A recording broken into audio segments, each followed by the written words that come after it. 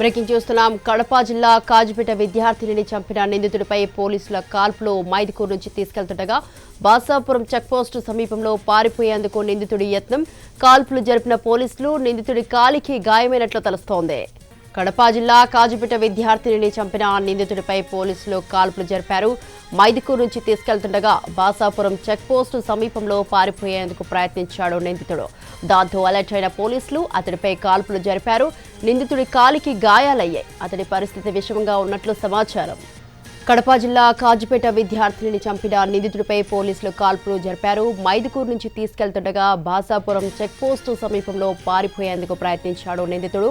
దాంతో అలర్ట్ అయిన పోలీసులు అతడిపై కాల్పులు జరిపారు. నిందితుడి కాలికి గాయాలయ్యాయని, అతడి పరిస్థితి విషమంగా ఉన్నట్లు సమాచారం. రైట్, ఈ విషయంపై మరింత సమాచారాన్ని మా AP input editor Chandrashekar phone line లో ఉన్నారు. చంద్రశేఖర్, స్వతి, నిన్న మధ్యాహ్నం కడప జిల్లా కాజీపేటలో ఈ దారుణం జరిగింది.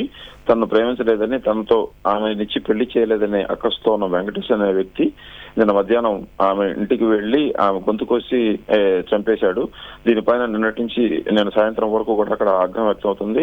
ఆమె బంధువులు, ఆమె స్నేహితులు అందరూ కూడా నిందితుడిని తమకు అప్పచెప్పాలని, అతనికి ఉరిశిక్ష చేయాలని డిమాండ్ చేస్తూ దాదాపు 2 గంటల పాటు కడప, కర్నూలు, తిరుపతి హైవే మీద కూడా ధర్నా చేశారు.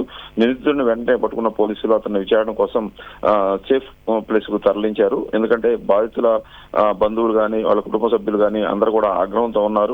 ఈ దారుణం మీద అతన్ని ఇన్స్టెంట్ జస్టిస్ కావాలి, అక్కడెక్కడ అతన్ని శిక్షించాలి, మాకు అప్పచెప్పాలని డిమాండ్ చేస్తూ ఉండడంతో నిన్నటి నుంచి కూడా ఆ ప్రాంతంలో ఉద్రిక్త పరిస్థితులు ఏర్పడింది. దీంతో పోలీసులు అతన్ని రాత్రి అంతా పొద్దుపోయిన తర్వాత వేరే ప్రాంతానికి తరలించాలి, పరిస్థితి బాగోలేదు అనే ఉద్దేశంతో అతను తరలించే ప్రయత్నం చేస్తుండగా బాసాపురం చెక్ పోస్ట్ సమీపంలో అతను పోలీసులు వ్యాన్ దిగి పారిపోవడానికి ప్రయత్నించాడని ప్రాథమికంగా అందుతున్న సమాచారం. ఆ నేపథ్యంలోనే పారిపోతున్న అతను పట్టుకోవడానికి ప్రయత్నిస్తున్న క్రమంలోనే పోలీసులు అతని మీద కాల్పులు జరిపినట్టుగా చెప్తా ఉన్నారు. ఈ కాల్పులు జరిపిన వెంటనే అతను గాయపడ్డాడు. కాలికి బుల్లెట్ గాయాలైనట్టుగా తెలుస్తా ఉంది. వెంటనే అతన్ని చికిత్స కోసం కడప రిమ్స్ కు తరలించినట్టుగా చెప్తా ఉన్నారు. కడప రిమ్స్ లో ప్రస్తుతం అవుతున్నారు. పరిస్థితి విషమంగా ఉందనే ఒక సమాచారం అయితే అందుతుంది. అది పోలీసులు ఇంకా నిర్ధారించాల్సి ఉంది. కాల్పులు జరిగిన వెంటనే అతన్ని పోలీసులు మళ్లీ తిరిగి పట్టుకున్న క్రమంలో చూస్తే అతను తీవ్రంగా గాయపడినట్టుగా అక్కడ పరిస్థితి అర్థమవుతా ఉంది. నిన్న మధ్యాహ్నం జరిగిన ఈ ఘటన తర్వాత ఆ బాధితురాలు ఎవరైతే ఉన్నారో మృతురాలు, ఆమె బాడీని కూడా అదే రిమ్స్ కు తరలించారు. ఇప్పుడు ఆ నిందితుడు కూడా అక్కడే చికిత్స పొందుతా ఉన్నాడు. ఈ వ్యవహారం ఎన్టీవీ ఫస్ట్ ఫ్లాష్ చేసింది, ఎన్టీవీనే బ్రేక్ చేసింది. ఈ వ్యవహారం మీద నుంచి కూడా మినిట్ టు మినిట్ అప్డేట్ మనమే ఇస్తా ఉన్నాము. ఈ విషయం తెలిసిన ఎన్టీవీలో ఈ విషయం చూసి తెలుసుకున్న బంధువులందరూ కూడా సంబరాలు చేసుకుంటా ఉన్నారు. ఈ నిందితుడికి సరైన గుణపాఠం చెప్పాలి, అతన్ని బతకడానికి వీలు లేదు, ఈ రోజు తనకు అవుతుంది, మరొకరికి అవుతుంది, ఇలాంటి వాళ్ళని సమాజంలో ఉంచకూడదనే డిమాండ్ ఎప్పుడైతే వస్తుందో పోలీసులు కూడా అప్రమత్తంగా ఉన్నారు. అయితే దీనికి సంబంధించి పూర్తి వివరాలు పోలీసు అఫీషియల్ గా కాసేపట్లో వెల్లడించే అవకాశం ఉంది. ఎలా జరిగింది, ఎందుకు జరిగింది, మనకు అందిన ప్రాథమిక సమాచారంతో పాటు ఇంకేదైనా అదనపు విషయాలు ఉన్నాయా లేదనేది చెప్పే అవకాశం ఉంది. మొత్తానికి నిన్న ఈ వ్యవహారం 2 రాష్ట్రాల్లో కూడా సంచలనంగా మారింది. యాక్చువల్ గా వీళ్ళిద్దరూ కూడా ఎవరైతే ఈ అమ్మాయి ఉందో మృతురాలు, ఈమె ఈ వెంకటేష్ ఒకే సామాజిక వర్గానికి, ఒకే కులానికి సంబంధించిన వాళ్ళు. వీళ్ళిద్దరూ ఇతను ఈ అమ్మాయిని పెళ్లి చేసుకునే ప్రపోజల్ వాళ్ళ నాన్న దగ్గర పెట్టారు, ఆ అమ్మాయి తండ్రి దగ్గర.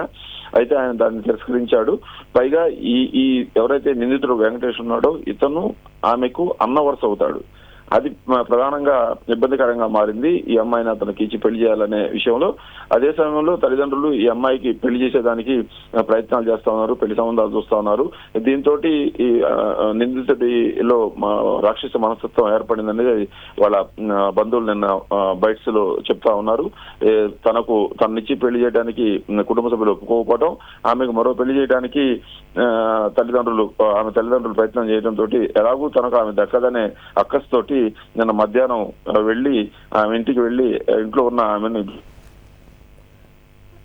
ఆమె అక్కడికక్కడికే చనిపోయింది, స్పాట్ లోనే చనిపోయింది. Swathi, right, thank you Chandrashekar, thanks for the details.